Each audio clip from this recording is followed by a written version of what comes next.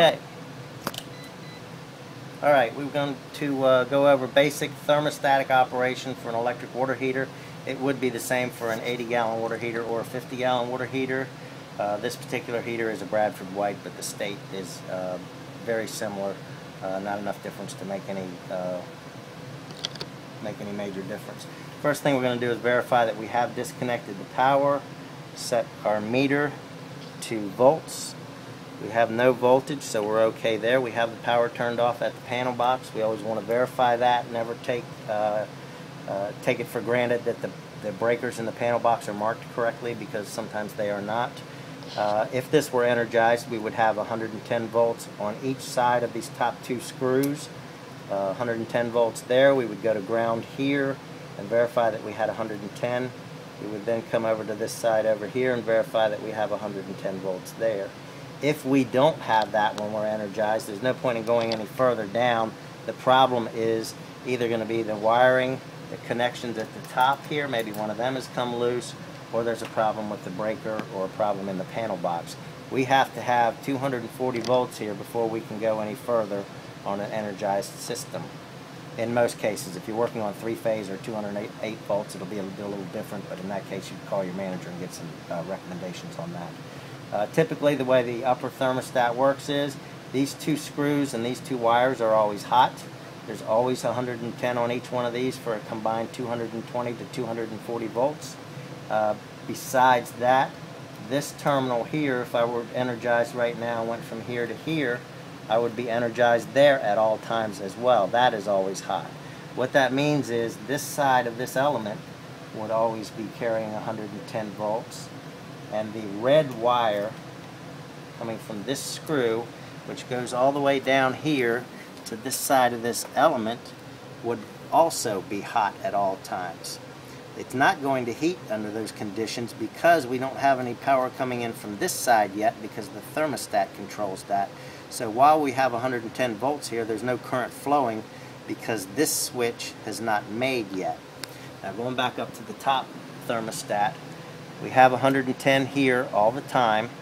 If this thermostat says, hey, this is just a switch, by the way, just like a light switch, only it's operated by temperature instead of by somebody's fingers.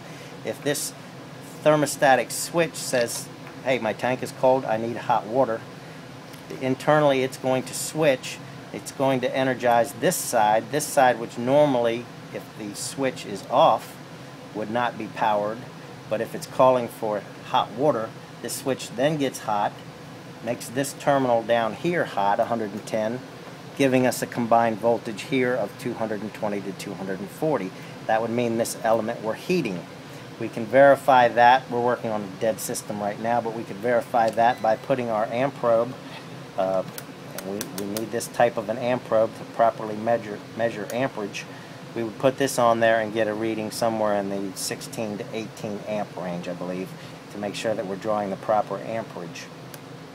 Once this element is heating and we've determined that the amperage is good, we could then verify that by turning off the power to the unit once again, disconnecting one side of the wire. It doesn't matter which side, but we have to disconnect one side when doing a continuity or an ohm test.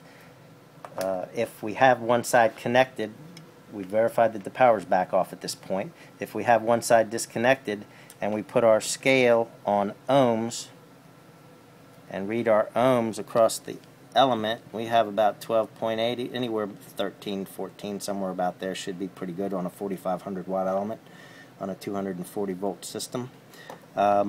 The reason we don't want to do this with this wire connected is because we could have a burnout element and still have continuity here. If this thermostat is calling for heat, the continuity would read through the thermostat even though we had no continuity through the element. So whenever we're testing elements, top or bottom, we want to do that with one side of the wiring disconnected. It doesn't matter which side. If we're going to do it with the thermostat energized, we would want to do it on this side, because this side would not be hot unless the thermostat were calling for heat. That's just a safety issue. All of this should be done with the power off for safety reasons. We've verified that we have the proper amperage. We've verified that we have good continuity. And at this point, we're going to assume that we've heated up this top column of water to the point where this switch, this thermostat, has turned off. Now, if the bottom thermostat is at this point calling for hot water, that upper thermostat, once it turns off, remember we said that this side is hot all the time anyway, if this thermostat then decides that this tank is cold, it needs hot water, this switch would close or make, and this side of this thermostat would then be hot, sending another 110 volts down through this side, which completes the circuit, causing the resistance necessary to create heat.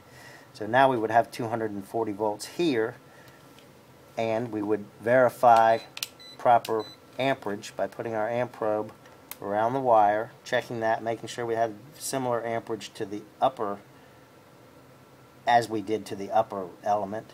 In that case, everything would be fine. One thing we want to do, when we're doing these tests and we are altering the temperature of the thermostat to get the units to fire so that we can check the amperage, we want to make sure that we return them to their original state so that we don't have an ASR sometime in the future because the water is not at the temperature it was prior to our arrival. So we want to make sure that we leave it the way we found it. Beyond that, we want to make sure that the relief valve on the inside of the tubing on the relief valve coming off of here is dry, that it hasn't been dripping. We want to test the pressure in the house and make sure that we don't have high pressures. Keep in mind that the pressure in the daytime is going to be different than the pressure at nighttime, so our nighttime pressures, if we're on the threshold of acceptability during the daytime, we might exceed the threshold of acceptability at nighttime when there's no people, no persons in the neighborhood using water. The pressures might be significantly higher. That's basically electric thermostatic operation in a water heater. The only ones that would be different are some of the American water heaters that are a little more sophisticated. They have a control box on top. They don't use thermostats. They use thermistors, which are electronic.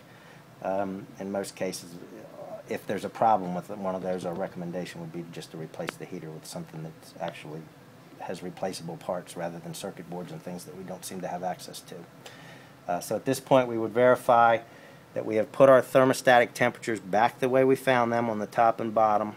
We would put our cover back on here, our insulation layer back on, and then put the cover back on. One of the things I always like to do when I take a cover off, as soon as I take that cover off, is take that cover screw and put it right back in the hole that it came out of, so that if I'm in a dark, dank basement or in a crawl space and I happen to drop that screw, it's really hard to find. If I put it back where it came from, I know where I'll find it when I need it.